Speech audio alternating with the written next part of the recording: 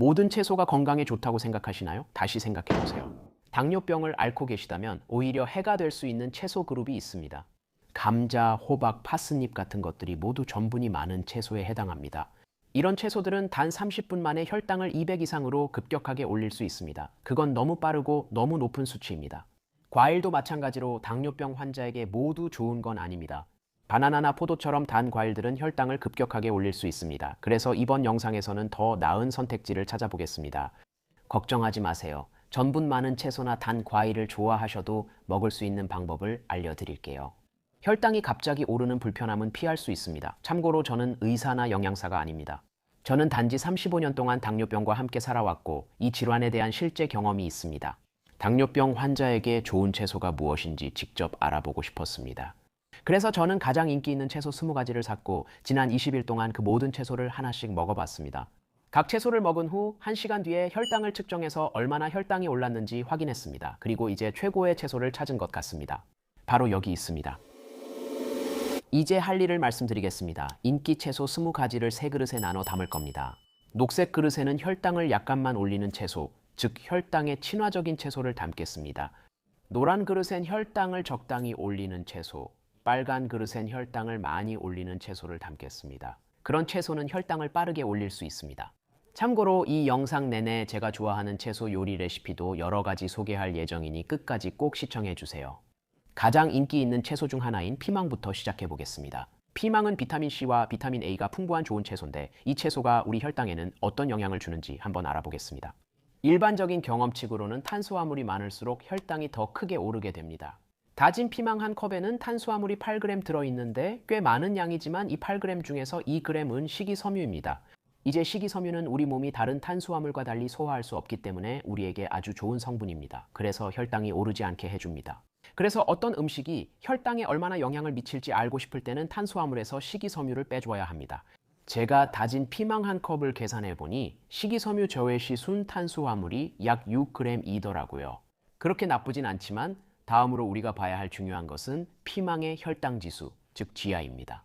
일반적인 피망의 혈당 지수는 약 30 정도로 이것도 꽤 좋은 편이에요. 자, 제가 피망 한 컵을 먹었을 때 혈당이 오르긴 했지만 혈당 상승이 극적이지는 않았어요. 그렇게 심하지 않았습니다. 그래서 저는 노란색 그릇에 들어가는 채소 중 피망을 넣었습니다. 이제는 피망 한 개처럼 적당한 양을 먹어도 혈당에 대해 너무 걱정하지 않아도 된다는 걸 알고 있습니다.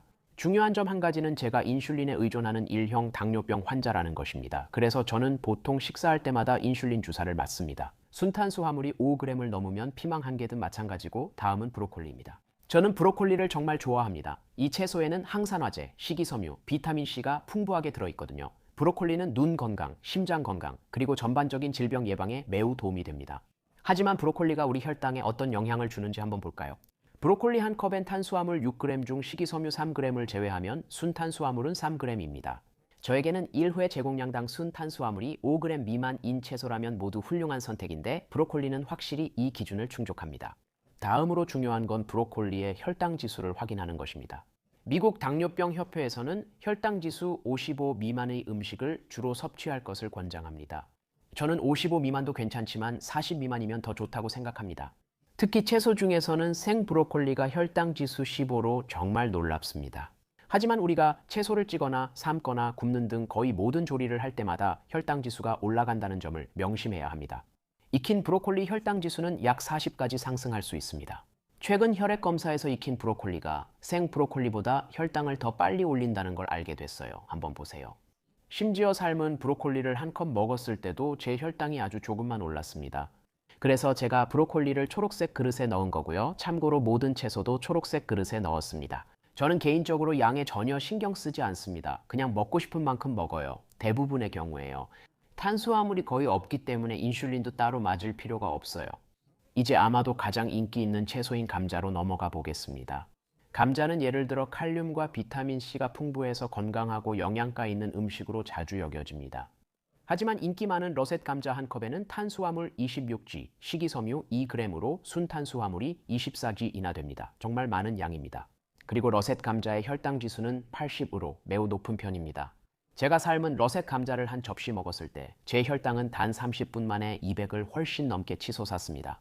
인슐린을 같이 맞았음에도 불구하고 그랬고, 그래서 제가 감자를 빨간 그릇에 넣은 겁니다. 하지만 오해하지 마세요. 제가 감자를 절대 먹지 말라는 건 아니고, 제가 말하고 싶은 건, 그리고 빨간 그릇에 들어가는 모든 채소도 마찬가지로 양을 좀 더 적게 드시고 감자를 초록 그릇 채소와 함께 드시라는 겁니다. 이렇게 하면 식이섬유가 늘고 혈당 상승이 늦춰집니다. 이제 감자로 인한 혈당 급증을 피하기 위해 할 수 있는 또 다른 방법은 혈당 지수가 더 낮은 다른 종류의 감자를 선택하는 것입니다. 예를 들어 고구마는 혈당 지수가 약 50이고 카리스마 감자는 혈당 지수가 53입니다. 이 수치는 이상적이지 않지만 미국 당뇨병 협회가 권장하는 55 미만 범위에 해당합니다. 이 그래프에서 볼 수 있듯이 고구마와 카리스마 감자 모두 일반 감자보다 혈당을 훨씬 천천히 그리고 약간 덜 올렸습니다. 특히 카리스마 감자가 아주 좋았습니다. 또 한 가지 도움이 될 수 있는 방법은 감자의 껍질을 벗기지 않고 그대로 두는 것입니다. 왜냐하면 감자 껍질에는 감자 전체 섬유질의 약 절반이 들어있기 때문입니다. 그리고 이미 말씀드렸듯이 섬유질은 항상 혈당 급증을 늦추는 데 도움이 됩니다. 하지만 혈당 급증을 늦출 수 있는 또 다른 방법이 있습니다. 그것은 감자를 제대로 조리하는 것입니다.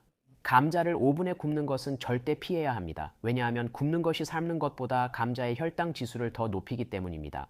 감자는 삶아서 익힌 후 냉장고에 넣어 식혀야 합니다. 식히는 과정에서 저항성 전분이 생성되는데 이 전분은 몸에서 쉽게 포도당으로 분해되지 않습니다. 그리고 나중에 그 감자를 다시 데워 먹더라도 일반적으로 삶은 감자만큼 혈당을 빠르게 올리지는 않습니다. 하지만 제가 차가운 감자를 먹는 가장 좋아하는 방법은 채소, 올리브 오일, 비전, 머스터드, 식초를 넣어서 감자 샐러드를 만드는 것입니다. 이것 좀 보세요. 제가 만든 감자 샐러드는 같은 양의 일반 감자보다 혈당을 훨씬 덜 올렸습니다. 정말 신기하지 않나요? 다음은 양파입니다. 저는 요리할 때 양파를 안 쓰는 사람을 모르겠어요. 양파 알레르기가 있는 제 매형 빼고요. 저는 양파를 정말 좋아해요. 요리에 깊은 풍미를 더해주거든요. 하지만 다진 양파 한 컵에는 탄수화물이 약 15g 들어있고 식이섬유 3g을 빼더라도 순탄수화물은 12g이 됩니다. 채소치고는 양이 많은 편이지만 혈당 지수도 함께 고려해야 합니다. 생양파의 혈당 지수는 15로 꽤 낮은 편이지만 양파를 익히면 혈당 지수가 40 정도까지 올라갈 수 있습니다. 수치가 경계선에 가깝지만 미국 당뇨병 협회 권장 기준인 55 미만에는 해당합니다. 하지만 구운 양파 한 개를 먹고 혈당을 측정해보니 혈당이 천천히 그리고 비교적 적게 올랐습니다. 현상은 1시간쯤 이어졌고 저는 양파를 노란 그릇에 담았습니다. 솔직히 말하면 저는 보통 한두 개만 넣어서 식사에 양파 넣는 걸 크게 신경 쓰지 않습니다. 그래서 1인분당 양도 적고 혈당에 미치는 영향도 매우 미미합니다. 다음으로 인기 있는 채소는 오이입니다. 제가 오이를 좋아하는 이유는 아삭아삭하고 상큼하면서도 96%가 수분이기 때문입니다. 오이는 수분 공급뿐만 아니라 피부, 소화, 건강에도 도움이 됩니다. 생오이를 한 컵 썰어서 먹으면 탄수화물이 4g이고 식이섬유 1g을 빼면 순탄수화물은 3g이 됩니다. 정말 훌륭하죠. 글리세믹 지수는 15로 이것도 매우 낮은 수치입니다. 그래서 이 음식은 혈당에 아주 좋은 음식이라고 볼 수 있습니다. 저는 오이 한 개를 다 먹고 혈당을 측정해 봤는데 혈당이 거의 오르지 않았습니다. 그런데도 배는 든든했어요. 그래서 오이는 초록색 그릇에 들어갑니다. 의심할 여지 없이 혈당 걱정 없이 원하는 만큼 드셔도 됩니다. 이제 오이는 지금까지 목록에 나온 채소 중에서 혈당에 가장 좋은 채소입니다. 하지만 오이가 너무 밋밋하게 느껴진다면 걱정하지 마시고 짜지키를 만들어 드세요. 오이를 그릇에 갈아서 소금을 조금 넣고 몇 분 동안 두세요. 그런 다음 물기를 빼고 대부분의 물을 제거하세요. 그 다음 그릭 요거트, 마늘, 신선한 딜, 올리브 오일을 약간 넣고 모든 재료를 잘 섞어주면 완성입니다. 이건 정말 건강하고 혈당에도 좋은 반찬이나 간식이에요. 저는 차지키를 정말 좋아해요. 아주 상쾌하거든요. 하지만 이제 또 다른 인기 채소인 토마토로 넘어가 볼게요. 식물학적으로 보면 토마토는 고추처럼 과일로 분류되지만 대부분의 사람들은 특히 요리할 때 토마토를 채소로 생각하죠. 그래서 영상에 토마토를 넣었어요. 우리는 토마토를 먹는 것에 대해 얘기하고 있으니까요. 좋아요. 자두 토마토 한 컵에는 보통 탄수화물이 약 7g 들어있는데 그중 2g은 식이섬유입니다. 그래서 순탄수화물은 5g 정도로 볼 수 있겠네요. 제 경험상 대부분은 더 달콤한 체리 토마토를 선호하며 이 경우 순탄수화물은 약 8g입니다. 다음으로 중요한 것은 혈당지수를 확인하는 건데 혈당지수가 높을수록 토마토가 혈당을 더 빠르게 올릴 수 있기 때문입니다.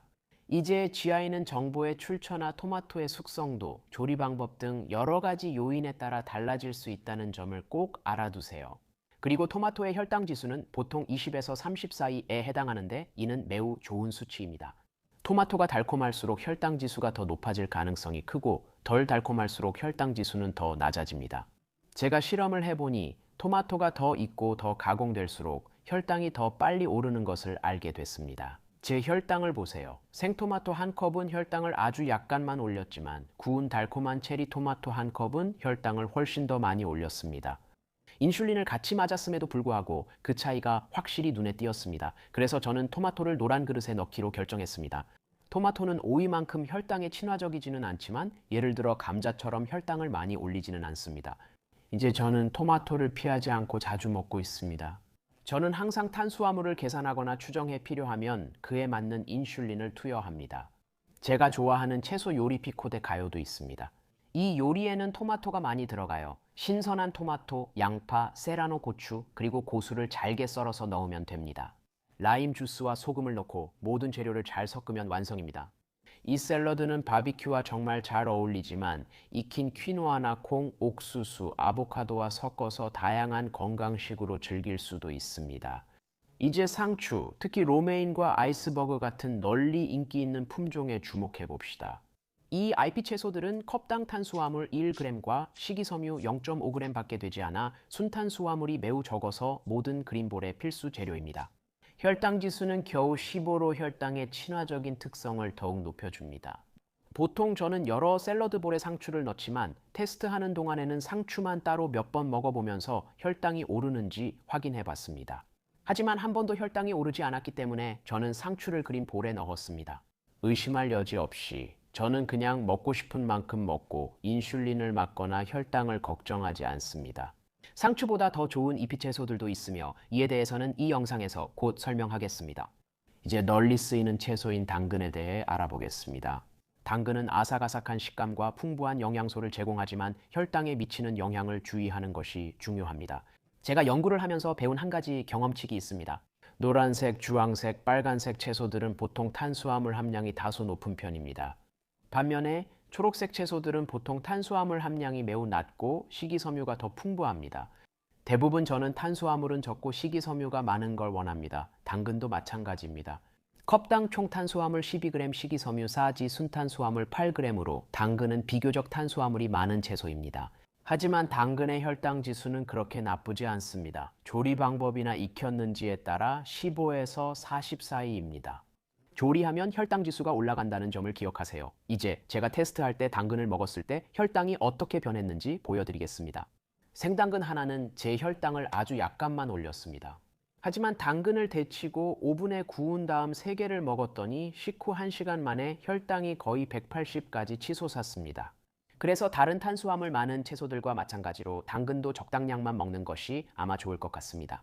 그리고 인슐린 의존성 당뇨병 환자라면 적절한 인슐린 용량을 맞추는 것도 중요합니다. 다음은 그린빈입니다.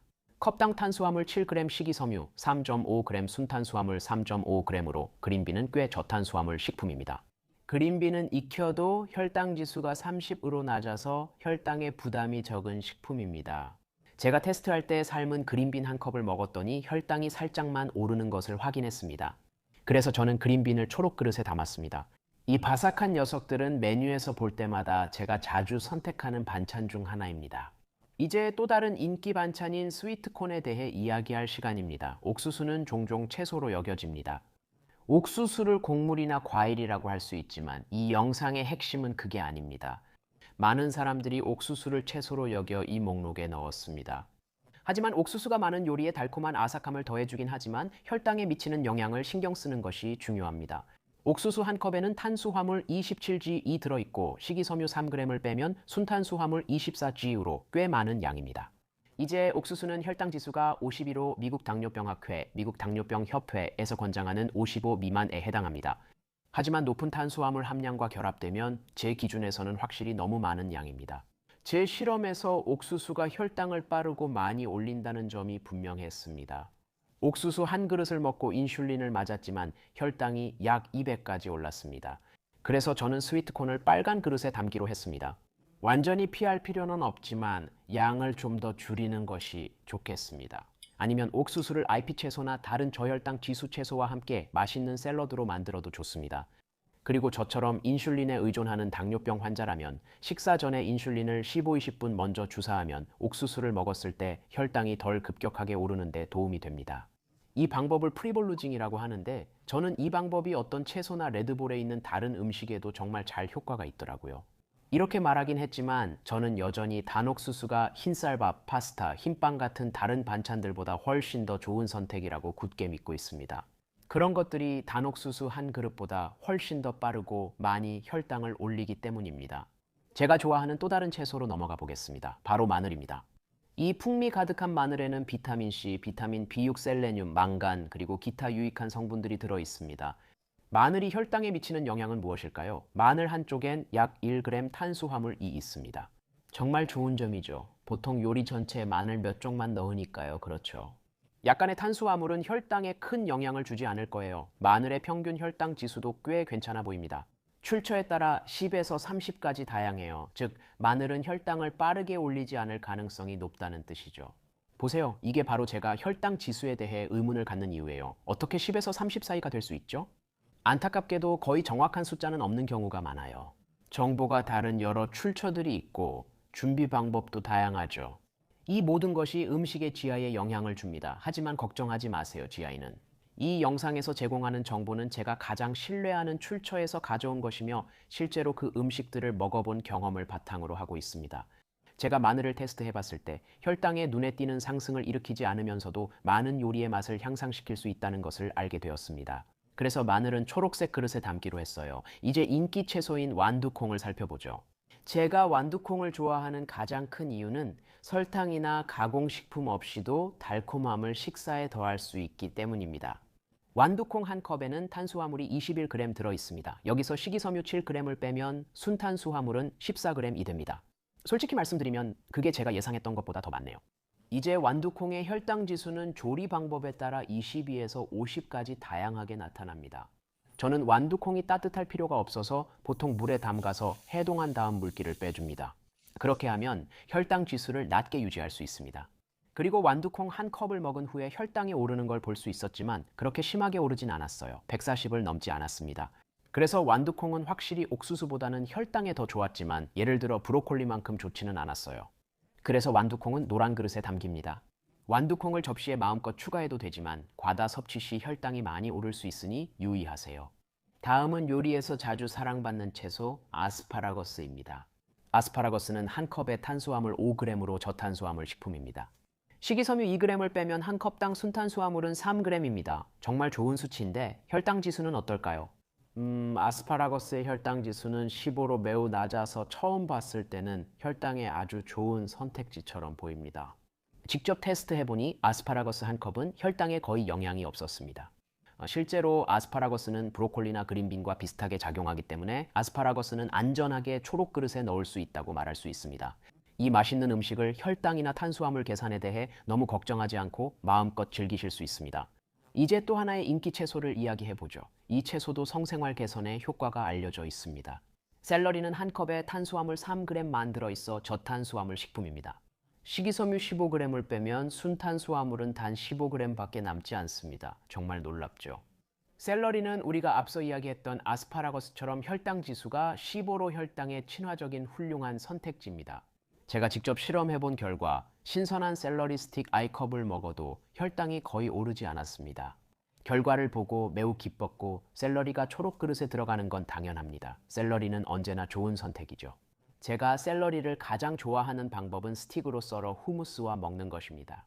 그건 균형 잡히고 혈당에도 좋은 간식이에요. 이제 가을 인기 식재료 호박 한 컵에는 탄수화물 15g이 들어있습니다. 식이섬유 3g을 제외하면 순탄수화물은 12g으로 상당히 많습니다. 게다가 익힌 호박의 혈당 지수는 75로 미국 당뇨병학회, 미국 당뇨병협회에서 권장하는 55 미만보다 훨씬 높습니다.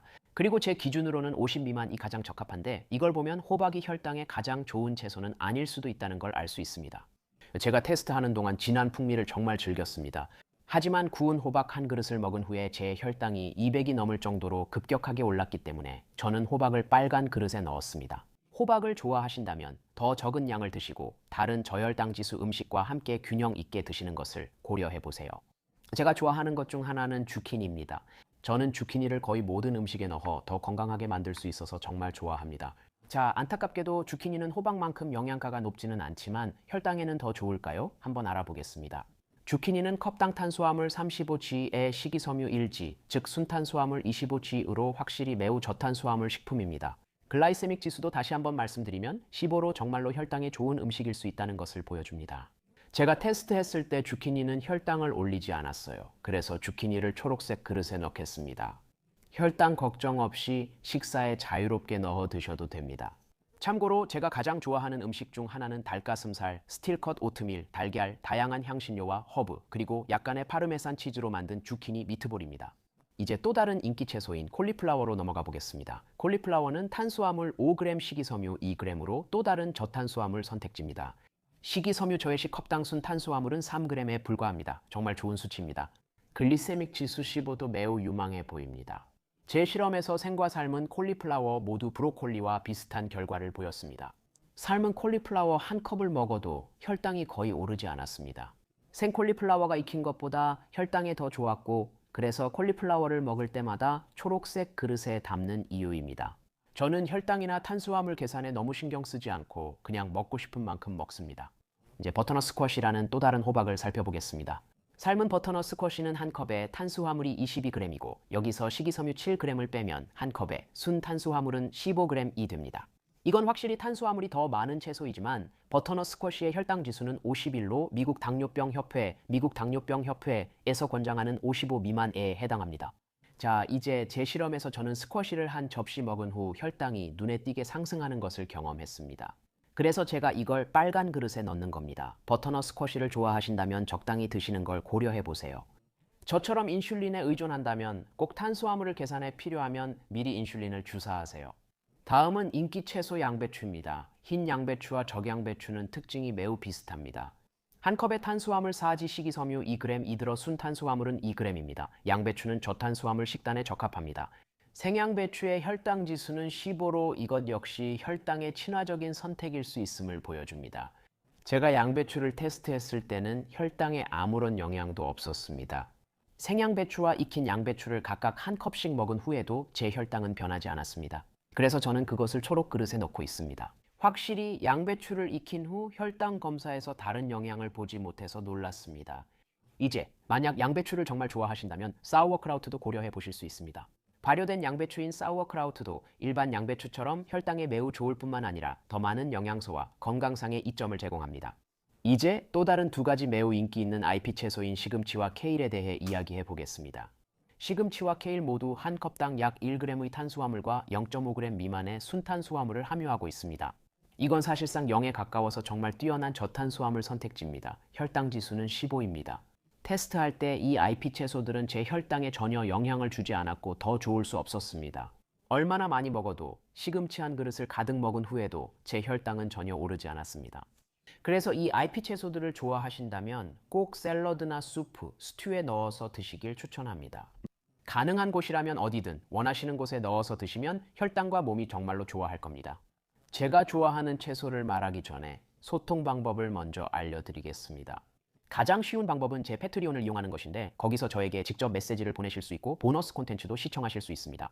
저는 모든 후원자 질문에 답하기 때문에 제 패트리온 그룹 인원은 제한됩니다. 아래 링크를 확인하시고 자리가 남아있을 때 가입해주세요. 그리고 저는 매주 1대1 코칭 세션도 몇 번 진행하고 있습니다. 그래서 저와 대화를 원하신다면 영상 설명란에 있는 또 다른 링크에서 저와의 시간을 예약하실 수 있습니다. 자, 결론은 무엇일까요? 당뇨병에 가장 좋은 채소는 무엇인가요? 톰에 따르면 지금 우리가 초록색 그릇에 많은 채소를 가지고 있지만 그 중에서 지금 가장 좋은 것은 무엇일까요? 조금 주관적일 수 있지만 저는 좋은 채소가 초록 그릇에 있는 게 중요하다고 생각해요. 하지만 여러분이 그 채소를 즐겁게 먹고 실제로 좋아해서 먹는 것이 더 중요할 수도 있습니다. 저는 시금치를 정말 좋아합니다. 어릴 때 엄마가 자주 해주셔서 시금치가 최고예요. 식당 메뉴에서 시금치를 보면 항상 주문합니다. 시금치는 영양이 풍부한 반찬이기 때문이죠. 그건 어떤 밥이나 파스타, 다른 어떤 것보다 훨씬 낫죠. 이제 이 영상에서 많은 채소들에 대해 이야기했는데요. 하지만 당뇨병이 있다면 채소가 혈당에 어떤 영향을 미치는지 뿐만 아니라 과일이 혈당에 어떤 영향을 미치는지도 아는 것이 정말 중요합니다. 왜냐하면 과일은 혈당을 더 많이 올릴 수 있기 때문이죠. 그럼 당뇨병 환자에게 좋은 과일은 무엇인가요? 채소처럼요. 가장 인기 있는 과일들을 세 가지 그룹으로 나눌 겁니다. 첫 번째는 혈당을 약간만 올리는 과일들로 구성된 그린 그룹입니다. 혈당에 좋은 과일들입니다. 두 번째는 혈당을 적당히 높이는 과일로 구성된 옐로우 그룹입니다. 괜찮은 과일들입니다. 마지막으로 혈당을 급격히 올릴 수 있는 레드 그룹 과일이 있습니다. 가장 인기 있는 바나나부터 시작하겠습니다. 바나나는 비타민 B6, 칼륨이 풍부합니다. 이제 이 과일이 혈당에 미치는 영향을 알아보겠습니다. 바나나 100g에는 평균 23g의 탄수화물이 있습니다. 식이섬유 3g을 빼면 순탄수화물은 20g이 됩니다. 이건 꽤 많은 탄수화물입니다. 기본 원칙을 기억하세요. 탄수화물을 많이 먹으면 혈당이 더 많이 오릅니다. 다음으로 중요한 것은 혈당지수를 확인하는 것입니다. GI가 높을수록 혈당이 더 빨리 상승합니다. 평균적인 바나나는 GI가 51입니다. 사실 그 정도면 나쁘지 않지만 높은 탄수화물 함량과 결합되면 바나나는 혈당을 꽤 많이 올립니다. 그리고 그게 바로 제 혈당 테스트에서 확인할 수 있었던 점입니다. 그래서 저는 바나나를 빨간색 그룹에 넣었습니다. 자, 분명히 말씀드리지만 바나나를 전혀 먹지 말라는 게 아닙니다. 다만 더 작은 양을 고려해 보시라는 말씀입니다. 빨간색 그룹 과일을 먹을 때마다 해당돼요. 바나나 반 개는 괜찮지만 3개씩 먹을 필요는 없죠. 그리고 저처럼 인슐린에 의존하는 당뇨병 환자라면 바나나를 먹을 때 인슐린을 얼마나 맞아야 하는지, 그리고 정확히 언제 인슐린을 맞아야 하는지에 특히 신경 써야 합니다. 다음은 사과입니다. 사과는 비타민C와 미네랄이 풍부할 뿐 아니라 바나나보다 탄수화물이 훨씬 적습니다. 사과 100g에는 탄수화물 14g 중 식이섬유 2g을 제외하면 2g이 있습니다. 순탄수화물 기준 나쁘진 않지만 개인적으로는 아주 좋지도 않습니다. 100g당 순탄수화물이 10g 이하인 과일들은 정말 좋은 과일입니다. 순탄수화물 10, 15 과일은 괜찮고 사과가 여기에 해당합니다. 다음으로 중요한 건 혈당 지수 확인입니다. 미국 당뇨병 협회에서는 일반적으로 혈당지수가 55 미만인 음식을 권장합니다. 저는 55 미만도 괜찮지만 40 미만이 제 기준이고 그게 최적입니다. 사과의 혈당 지수는 39로 매우 좋습니다. 하지만 제가 사과를 먹고 혈당을 측정해보면 여전히 눈에 띄는 혈당 상승이 있었습니다. 그래도 바나나를 먹었을 때보다는 혈당이 그렇게 높고 빠르게 오르지는 않았어요. 그래서 우리는 사과를 노란색 바구니, 즉 노란색 바구니에 있는 과일들과 함께 넣겠습니다. 저는 한 번에 더 큰 양이나 중간 크기의 양, 예를 들어 중간 크기 사과 1개 정도는 충분히 괜찮다는 걸 알고 있습니다. 하지만 저는 여전히 인슐린 용량과 투여 시간에 매우 신경을 씁니다. 그 부분을 맞추면 사과를 먹어도 혈당이 크게 오르지 않고 최적 범위에 머문다는 걸 알기 때문입니다. 이제 인기 과일인 포도로 넘어가겠습니다. 포도는 항산화제가 풍부한 훌륭한 과일이고 무더운 여름날에는 정말 맛있고 상쾌하게 느껴질 수 있지만 동시에 매우 달기도 합니다. 포도가 혈당에 미치는 영향을 알아보겠습니다. 포도 100g에는 탄수화물 18g이 있고 식이섬유 1g을 제외하면 순탄수화물은 17g입니다. 탄수화물이 꽤 많죠. 포도의 혈당 지수는 약 59로 지금 기준으로는 매우 높은 편입니다. 한 가지 기억해야 할 점은 과일의 혈당 지수는 정보의 출처, 과일의 숙성도, 원산지 등 여러 가지 요인에 따라 달라질 수 있다는 것입니다. 따라서 너무 익어서 아주 달콤한 포도는 혈당 지수가 70에 가까울 수 있고 덜 익어서 신맛이 나는 포도는 혈당 지수가 50 이하일 수도 있습니다.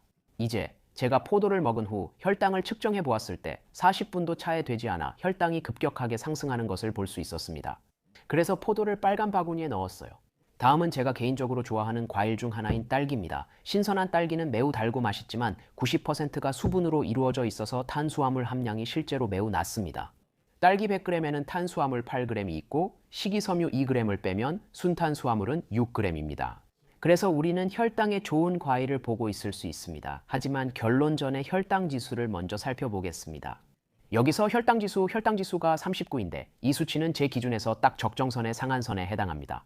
딸기를 먹고 혈당을 측정해 봤을 때 아주 약간의 혈당 상승만 보여서 기분 좋게 놀랐습니다. 전혀 큰 문제가 아니었습니다. 그래서 저는 딸기를 초록색 바구니에 넣었고 초록색 바구니에 있는 다른 과일들과 함께 분류했습니다. 저는 전혀 양에 신경 쓰지 않고 그냥 먹고 싶은 만큼 먹습니다. 저는 그냥 탄수화물을 계산해서 제 탄수화물대 인슐린 비율에 따라 적절한 인슐린 용량을 맞춰서 맞게 투여할 겁니다.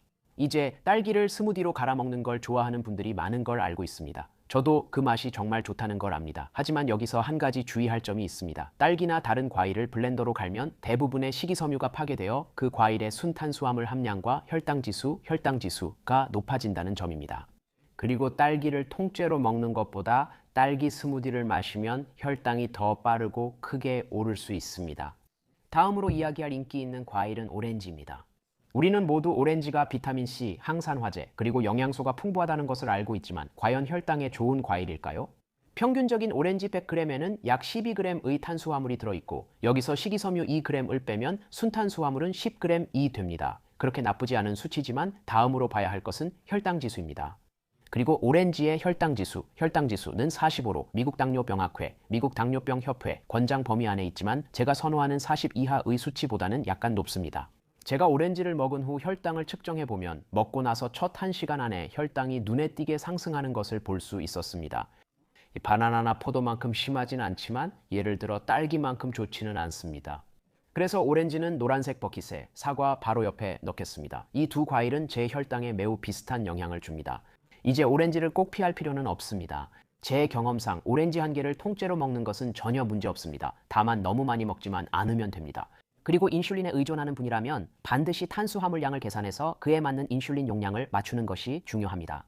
하지만 주의할 점이 있습니다. 많은 당뇨병 환자들이 오렌지 주스라는 함정에 빠집니다. 오렌지 주스 한 잔에는 오렌지 두세 개 분량의 모든 탄수화물과 당분이 들어있지만 섬유질은 전혀 없습니다. 그리고 오렌지 주스의 혈당 지수는 통 오렌지보다 훨씬 높기 때문에 주스는 그냥 피하는 게 좋습니다. 여름에 인기 많은 또 다른 과일은 수박입니다. 수박은 조금 까다로운 과일입니다. 많은 웹사이트는 수박을 당뇨병 환자에게 좋은 과일로 추천하지만 일부 자료는 나쁜 과일로 분류하기도 합니다. 그렇다면 누구를 믿어야 할까요? 직접 확인해보면 수박은 100g당 약 8g 탄수화물만 들어있습니다. 그 수치는 좋아 보여도 수박은 92%가 수분이고 식이섬유가 거의 없다는 점을 고려해야 합니다. 따라서 수박에 들어있는 탄수화물은 매우 빠르게 혈류로 흡수됩니다. 그게 바로 수박 혈당지수가 보여주는 점입니다. 우리가 보고 있는 혈당지수는 76으로 상위 20가지 과일 중에서 단연코 가장 높은 수치입니다. 작은 그릇의 수박을 먹자 혈당이 빠르게 올랐지만 아주 높진 않았습니다. 혈당이 100에서 150으로 올랐지만 더 큰 그릇을 먹었을 때는 30분 만에 200대까지 치솟는 것을 볼 수 있었습니다. 인슐린을 맞았지만 저에겐 좋지 않은 일이었어요. 그래서 수박을 빨간 통에 넣었어요. 여러분이 수박을 아예 먹지 말라는 건 아니지만 너무 많이 드시지 않길 바랍니다. 이 과일은 양 조절이 중요합니다. 식이섬유와 건강한 지방이 많은 식사 후 디저트로 수박을 먹는 것도 한 방법입니다. 그렇게 하면 여러분의 몸이 수박에 들어있는 당분을 그렇게 빠르게 처리하지 못하게 됩니다. 인기 과일 중 혈당에 좋은 선택이 많지 않다는 건 저도 압니다. 하지만 끝까지 시청해 주세요. 더 흥미로운 내용이 곧 나옵니다. 가장 인기 있는 과일 7위는 아보카도입니다. 이 과일은 건강한 지방, 식이섬유, 비타민 등 영양소가 풍부합니다. 또한 평균 아보카도 100g에는 탄수화물 12g이 들어있습니다. 하지만 아보카도에는 식이섬유도 엄청나게 많이 들어있는데 무려 10g이나 됩니다. 10g 식이섬유를 제외하면 100g당 순수 탄수화물은 2g에 불과합니다. 이보다 더 좋을 수 없죠.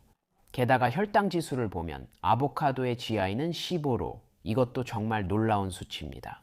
테스트 중 아보카도를 여러 번 먹었지만 혈당에는 거의 영향이 없었습니다. 혈당 상승은 전혀 나타나지 않았습니다. 아보카도 2개를 먹어도 혈당이 오르지 않아 여러 가지를 고려해 아보카도를 그린 버킷에 넣었습니다. 의심할 여지 없이 저는 먹고 싶은 만큼 아보카도를 그냥 먹고 인슐린도 필요하지 않습니다. 저는 이 녀석들을 정말 좋아합니다. 하지만 한 가지 걱정되는 점은 특히 다이어트를 하고 있다면 아보카도가 칼로리가 매우 높고 칼로리가 풍부한 음식이라는 것입니다. 중간 크기 아보카도 한 개엔 240칼로리가 있으며 주로 건강한 지방 때문입니다. 저는 체중 감량 목표가 없어서 칼로리에 크게 신경 쓰지 않습니다. 하지만 여러분이 다른 상황에 있다면 고려해 볼 만한 점입니다. 자, 이제 또 다른 인기 많은 과일인 블루베리에 대해 알아보겠습니다. 이 작은 과일에는 항산화제가 풍부합니다. 블루베리는 100g당 약 14g의 탄수화물을 가지고 있고 여기서 2g의 식이섬유를 빼면 순탄수화물은 2g이 됩니다. 그리고 이것은 제 선호도에서 약간 높은 편에 속하며 사과와 비슷합니다. 블루베리의 혈당 지수는 53으로 다른 인기 있는 과일들과 비교했을 때 중간 정도입니다. 하지만 솔직히 말해서 제가 기대했던 것보다는 확실히 더 많네요. 이제 모든 베리류가 당뇨병 환자에게 좋은 선택이고 혈당을 크게 올리지 않는다는 것이 일반적인 믿음입니다. 하지만 블루베리 한 그릇을 먹고 혈당을 측정해보니 혈당이 제가 원하지 않는 수준까지 빠르고 점진적으로 급격히 올라가는 것을 볼 수 있었습니다. 그래서 이제 블루베리를 노란 바구니에 넣겠습니다. 저는 1형 당뇨병 환자로서 블루베리 한 컵을 먹어도 혈당이 너무 많이 오르지 않을 거라고 생각했습니다. 하지만 두 가지를 조심해야 합니다. 블루베리를 먹기 15-20분 전에 미리 인슐린을 주사해야 하고 탄수화물 양에 따라 인슐린 용량을 정확하게 맞춰야 합니다. 다음으로는 라즈베리를 살펴볼 건데요. 처음 보면 블루베리와 비슷한 특징이 있을 것 같지만 실제로는 그렇지 않습니다. 혈당 조절에 관해서 라즈베리는 100g당 탄수화물이 10g이지만 그중 인상적인 5g의 식이섬유를 빼면 순탄수화물은 겨우 5g밖에 되지 않습니다. 이렇게 되면 라즈베리가 저탄수화물에 속해 기대돼요. 그런데 혈당 지수는 어떤가요? 라즈베리의 혈당 지수는 겨우 28로 매우 낮으며 제가 선호하는 40 이하의 범위에 충분히 들어갑니다. 라즈베리를 많이 먹은 후에도 제 혈당에는 거의 영향이 없었습니다. 그래서 라즈베리는 초록색 그룹에 들어갑니다. 죄책감 없이 즐길 수 있으니 마음껏 드셔도 됩니다. 이것들은 정말 게임 체인저입니다. 하지만 여기서 한 가지 주의할 점이 있습니다. 많은 사람들이 라즈베리뿐 아니라 다른 베리류, 살구, 복숭아로도 소스나 잼을 만들기를 좋아합니다. 이제 저도 수제 잼이나 토핑이 정말 맛있다는 걸 압니다. 하지만 문제는 잼이나 소스를 만들려면 베리나 과일을 꼭 익혀야 한다는 점입니다. 그렇게 하면 섬유질이 일부 파괴되고 거의 모든 과일의 주성분인 물도 사라지게 됩니다. 물이 빠져나가면 탄수화물 함량, 특히 순탄수화물 함량이 올라가게 됩니다. 그리고 혈당 지수도 함께 올라가게 됩니다. 그래서 그렇게 하면 혈당이 훨씬 더 빠르고 많이 급등하게 됩니다. 저는 아직 설탕이 첨가된 잼이나 소스에 대해서는 말하지도 않았습니다. 설탕이 들어가면 이건 완전히 다른 식품군이 되기 때문입니다. 그리고 우리는 더 이상 이것을 과일이라고 부를 수 없습니다. 그러니 그런 것들은 피하세요. 복숭아는 비타민과 미네랄이 풍부하고 즙이 많은 달콤한 여름철 별미입니다. 복숭아는 100g당 약 15g의 탄수화물을 함유하고 있으며 여기서 식이섬유 2g을 빼면 순탄수화물은 13g이 됩니다. 그래서 복숭아는 제가 선호하는 탄수화물 중 상위에 있습니다. 하지만 복숭아의 혈당 지수는 42로 사실 그렇게 나쁘지 않습니다. 그리고 복숭아를 테스트해 봤을 때 혈당이 눈에 띄게 상승하는 것을 봤습니다. 하지만 빨간 바구니 과일들만큼 급격하지 않아 복숭아는 노란 바구니에 넣겠습니다. 사실 저는 복숭아가 블루베리보다 더 좋은 결과를 보여서 꽤 놀랐습니다. 제 경우에는 이렇습니다. 최근에 여러분 중 한 분이 유튜브에 아주 좋은 경험칙을 언급한 댓글을 남겨주셨습니다. 그분은 흥미로운 관찰을 하셨더라고요. 그리고 그분이 말씀하시길 음식이 어두울수록 혈당 지수가 낮고 음식이 밝을수록 포도당으로 더 빨리 분해될 가능성이 높다고 하셨습니다. 이건 정말 훌륭한 댓글이고 매우 정확한 것 같습니다. 왜냐하면 95%의 경우에서 어두운 음식을 밝은 음식보다 선택하는 것이 더 낫기 때문입니다. 어두운 음식이 혈당 관리에 더 도움이 됩니다. 하지만 흥미롭게도 복숭아와 블루베리는 예외일 수 있는데 이것이 오히려 그 규칙을 확인시켜주는 셈입니다. 이제 여름을 대표하는 상큼한 과일 칸탈루프로 넘어가 보겠습니다. 저는 가끔 이 과일을 오렌지 멜론이라고 부르기도 하는데 사실 그건 그냥 제가 붙인 별명일 뿐입니다. 칸탈루프는 100g당 탄수화물 8g이며 식이섬유 1지을 제외하면 순탄수화물은 7g입니다. 탄수화물 함량이 매우 낮습니다. 그래서 꽤 괜찮아 보이지만 칸탈루프의 혈당 지수는 65로 다른 인기 있는 과일들과 비교했을 때 매우 높은 편입니다. 그리고 이것은 혈당이 급격하게 상승한다는 것을 의미합니다. 실제로 제 혈당 검사에서도 그걸 확인할 수 있었습니다. 오렌지 멜론을 작은 그릇으로 먹으니 혈당이 빨리 오르긴 했지만 아주 높진 않았어요. 혈당이 100에서 150으로 올랐지만 더 큰 그릇으로 먹으니 35분 만에 200까지 빠르게 올랐습니다. 인슐린을 함께 맞았음에도 불구하고 이 반응은 수박을 먹었을 때와 매우 비슷했고 결코 이상적인 상황은 아니었습니다. 그래서 저는 칸탈루프를 빨간 버킷에 넣었습니다. 저는 가끔 오렌지 멜론이라 불리는 칸탈루프를 먹지만 많이 먹진 않습니다. 저는 반 컵만 먹어요. 빨간색 버킷 과일은 양 조절이 중요하거든요. 저는 탄수화물 양을 계산해 인슐린을 미리 맞아요. 그리고 캔탈루프 같은 경우에는 그 과일을 먹기 전에 20분 심지어 25분 전에 인슐린을 맞아야 할 때도 있어요. 다음으로 귤에 대해 이야기해 볼게요. 귤은 비타민 함량이나 색깔 면에서 오렌지와 비슷하죠. 하지만 제가 예전에 오렌지보다 귤을 더 좋아했던 이유 중 하나는 아주 단순했어요. 귤이 더 쉽게 껍질을 벗길 수 있기 때문이죠. 귤은 오렌지보다 더 달콤한 편이에요. 이제 귤이 어느 그룹인지 볼까요? 귤은 100g당 탄수화물이 약 14g이고 여기서 식이섬유 2g을 빼면 순탄수화물은 2g이 됩니다. 이 정도면 중간 정도의 탄수화물 범위에 속해서 아주 좋다고 할 수는 없지만 그렇다고 나쁘지도 않아요. 이제 귤의 혈당 지수는 47로 괜찮은 편이에요. 제가 선호하는 40 이하에는 못 미치지만 55를 넘지 않아서 너무 높은 것도 아니에요. 제가 귤을 먹고 혈당을 측정해 봤을 때 혈당이 약 1시간 정도, 어쩌면 그보다 조금 덜 오르면서 서서히 상승하는 걸 볼 수 있었습니다. 혈당이 수박이나 멜론처럼 급격하진 않지만 확실히 눈에 띄게 올랐어요. 그래서 우리는 귤을 노란 바구니에 넣을 거예요. 귤은 오렌지와 제 혈당에 미치는 영향이 매우 비슷했어요. 하지만 맛은 조금 더 달았어요, 여러분. 아직 더 살펴볼 인기 과일이 8개 남았고 그중 5개는 초록색 바구니에 들어갈 거예요. 즉 혈당이 크게 오르지 않으니 원하는 만큼 먹어도 된다는 말이에요. 이제 파인애플을 살펴보겠습니다. 파인애플은 맛있고 비타민C 등 영양이 풍부한 열대 과일입니다. 100g당 탄수화물 13g, 식이섬유 1g을 제외하면 순탄수화물 12g으로 중간 수준의 탄수화물입니다. 나쁘진 않지만 완벽하진 않아요. 하지만 혈당 지수가 59로 꽤 높아서 제 기준을 넘을 뿐만 아니라 미국 당뇨병학회, 미국 당뇨병 협회에서 권장하는 55 미만도 초과합니다. 제가 파인애플을 테스트했을 때 혈당 반응이 거의 즉각적으로 나타나는 걸 볼 수 있었습니다. 저는 눈에 띄는 혈당 급증을 경험했고 파인애플을 먹은 후 40분도 차에 되지 않아 혈당이 최고치에 도달했습니다. 그래서 파인애플이 빨간 바구니로 가는 겁니다. 즐기긴 하지만 한 번에 반 컵 이상은 안 먹을 것 같아요. 인슐린에 의존한다면 탄수화물 계산과 적절한 인슐린 용량, 사전 주사 루틴에 익숙하실 겁니다. 다음은 자두입니다. 자두는 비타민C, 식이섬유, 칼륨이 풍부한 즙 많은 핵과일입니다. 자두 100g에는 탄수화물 11g, 식이섬유 1지을 빼면 순탄수화물 10g이 들어있어 좋은 수치입니다. 자두의 혈당 지수는 39로 제가 선호하는 40 미만의 기준 바로 아래에 있습니다. 이 수치는 정말로 기대할 만합니다. 그렇다면 자두는 어떨까요? 혈당 테스트에서 자두는 어떤 결과를 보였을까요? 저는 약간의 완만하고 점진적인 혈당 상승을 확인했습니다. 그래서 자두는 녹색 구간과 노란색 구간의 경계선에 있다고 볼 수 있습니다. 몇 번 먹어본 뒤 자두를 녹색 구간에 넣고 싶다는 걸 알았습니다. 저한테 잘 맞았고 드셔도 문제 없을 거예요. 이제 체리로 넘어갈게요. 체리는 단 체리와 신체리가 있어 주의해야 합니다. 단 체리는 100g당 순탄수화물이 약 15g으로 탄수화물이 많은 편에 속하고 신체리는 100g당 순탄수화물이 10g밖에 되지 않아 탄수화물이 적은 편에 속합니다. 저는 순탄수화물이 15g 가능하면 10g 이하인 걸 선호합니다. 하지만 단체리와 신체리 사이에는 훨씬 더 큰 차이가 있습니다. 혈당 지수에 관해서는 단체리의 혈당 지수는 60이까지 높을 수 있지만 신체리의 혈당 지수는 겨우 20이입니다. 그리고 그건 매우 낮은 수치입니다. 그래서 이 두 종류의 체리가 저에게 완전히 다른 혈당 반응을 일으킨 것 같습니다. 단, 체리는 제 혈당을 빠르게 200까지 올려서 저에겐 너무 높았습니다. 신체리는 아주 약간만 혈당을 올려서 저에게 딱 맞습니다. 그래서 신체리는 초록색 바구니에, 단체리는 빨간색 바구니에 넣겠습니다. 신체리는 걱정 없이 많이 먹을 수 있지만 단체리도 10개까지는 혈당 반응을 크게 걱정하지 않고 먹을 수 있습니다. 다음은 블랙베리입니다. 이 어둡고 즙이 많은 베리는 영양이 풍부합니다. 블랙베리는 100g당 약 10g의 탄수화물을 가지고 있지만 5g의 식이섬유가 들어있어 순탄수화물은 5g에 불과합니다. 이로 인해 블랙베리는 가장 저탄수화물 과일 중 하나입니다. 하지만 혈당 지수는 어떨까요?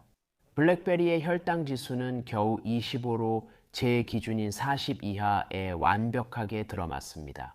블랙베리를 테스트해 본 결과 제 혈당에는 거의 미미한 영향만 있었습니다. 그래서 블랙베리는 확실히 그린 버킷에 들어갑니다. 이 영양이 풍부한 음식을 혈당이 너무 많이 오를 걱정 없이 충분히 즐기실 수 있습니다. 이제 배에 대해 말하겠습니다. 배는 달콤하고 즙이 많은 과일로 비타민C, 구리, 식이섬유 등 영양소가 풍부합니다. 배는 100g당 약 15g의 탄수화물을 함유하고 있고 여기서 식이섬유 3g을 빼면 순탄수화물은 12g이 됩니다. 이것은 중간 정도의 탄수화물 범위입니다. 아주 좋다고 할 수는 없지만 그렇다고 완벽하지도 않습니다. 그리고 배의 혈당 지수는 겨우 38로 제가 예상했던 것보다 조금 낮은 편입니다. 제가 선호하는 40 미만 범위에 완벽히 들어갑니다. 솔직히 말해서 배를 먹은 후에도 사과를 먹었을 때와 비슷하게 혈당이 눈에 띄게 오르는 것을 볼 수 있었습니다. 그래서 배는 노란색 그룹에 넣을 거지만 중간 크기의 배 한 개를 통째로 먹는 것은 전혀 문제 없습니다. 저 같은 경우에는 3개를 먹지는 않겠지만 1개 정도는 괜찮습니다. 그리고 대부분의 다른 과일들과 마찬가지로 저는 인슐린 용량과 인슐린 투여 시기에 아주 신경을 씁니다. 이제 과일이 3개 더 남았고 그 다음에는 보너스로 2개의 과일을 더 소개해 드릴게요. 이 과일들은 상위 20대 인기 과일에는 포함되어 있지 않지만 당뇨병을 앓고 있는 분들에게는 훌륭한 선택이라고 생각합니다. 그래서 다음으로 소개할 과일은 비타민C가 풍부한 키위입니다. 이제 뉴질랜드에 사시는 분들 중에는 주변에 키위가 아주 많으신 분들도 계시다는 걸 압니다. 실제로 어떤 분이 저에게 키위에 대해 이야기해달라고 요청하셨습니다. 여기 있습니다. 키위 100g에는 탄수화물 14g, 식이섬유 3g이 들어 있습니다. 이렇게 하면 순탄수화물은 11g이 됩니다. 10g 이하의 저탄수화물 과일보다 약간 높지만 괜찮은 편입니다. 키위의 혈당 지수는 53으로 미국 당뇨병 협회 권장 기준인 55 미만에는 들어가지만 제가 선호하는 40 미만의 최적 범위보다는 높습니다. 따라서 키위가 몸에 나쁘지는 않겠지만 혈당에 가장 좋은 선택지는 아닙니다. 잘 익은 키위를 먹은 후에 혈당이 꽤 많이 오르는 것을 볼 수 있었고, 그래서 저는 키위를 노란색 구간에 넣었습니다. 제1형 당뇨병 환자인 저로서는 키위를 2개 정도 먹어도 혈당이 크게 오르지 않습니다. 하지만 탄수화물 함량에 따라 인슐린을 꼭 맞아야 하고 식사 15-20분 전에 미리 주사를 맞아야 합니다. 인슐린에 의존하지 않는 분들은 키위를 즐기시되 혈당이 잘 조절될 수 있도록 적당히 드시길 권합니다. 이제 자몽에 대해 말씀드리겠습니다. 데이터를 보면 자몽은 혈당을 낮고 안정적으로 유지하는 데 좋은 선택입니다. 자몽은 100g당 탄수화물 11g 중 식이섬유 2g을 제외하면 순탄수화물 9g으로 제가 선호하는 10g 이하에 딱 맞습니다. 이제 자몽의 혈당 지수는 25인데 이것도 매우 좋은 수치입니다. 자몽을 먹은 후 혈당이 빠르게 오르지 않기 때문입니다. 그리고 저는 이 가정을 직접 확인했습니다. 제가 테스트를 해본 결과 자몽이 제 혈당에 미치는 영향은 아주 미미했습니다. 그래서 저에게 자몽은 분명히 그린 버킷에 들어갑니다. 하지만 제 이런 결론이 굉장히 논란이 될 거라는 걸 알고 있습니다. 여러분은 댓글에서 자몽에 대해 이야기하는 걸 좋아하시고 자몽에 관한 댓글이 수백만 개나 달리니까요. 그리고 그 이유는 자몽이 특정 약물을 복용하는 사람들이 피해야 하는 음식이기 때문입니다. 자몽이 우리 몸이 그 약물을 대사하는 데 필요한 특정 효소와 운반체를 차단하기 때문이죠. 하지만 저에게는 해당되지 않습니다. 그래서 저는 계속 자몽을 즐길 수 있지만 만약 여러분이 다른 약을 복용하고 있고 확실하지 않다면 자몽을 먹기 전에 이 문제를 의사와 상의하세요.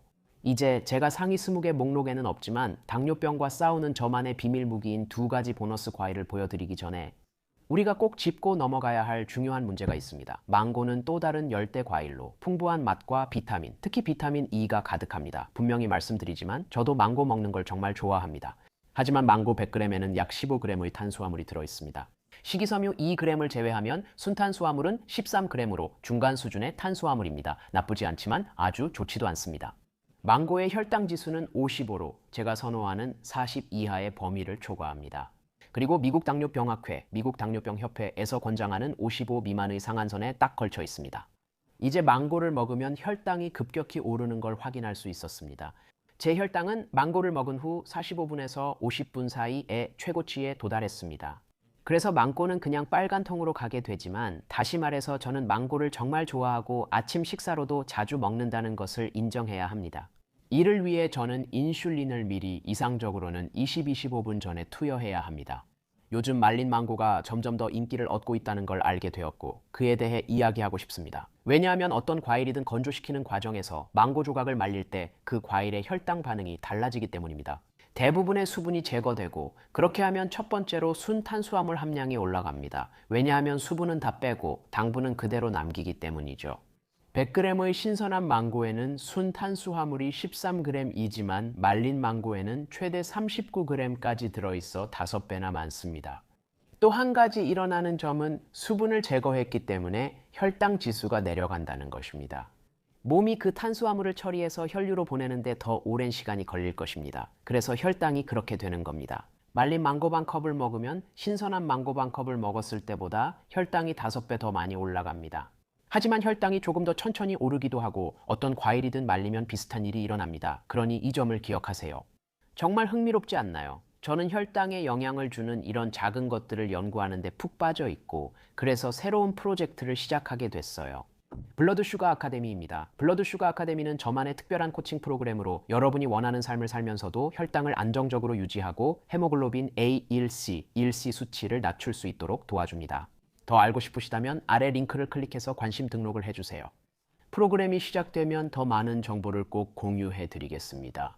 하지만 이제 제가 정말 좋아한다고 약속드렸던 2가지 과일을 더 소개해 드릴게요. 2과일 모두 100g당 순탄수화물 10g 미만, 혈당지수 35 미만이며 그린 버킷에 속합니다. 첫 번째는 살구입니다.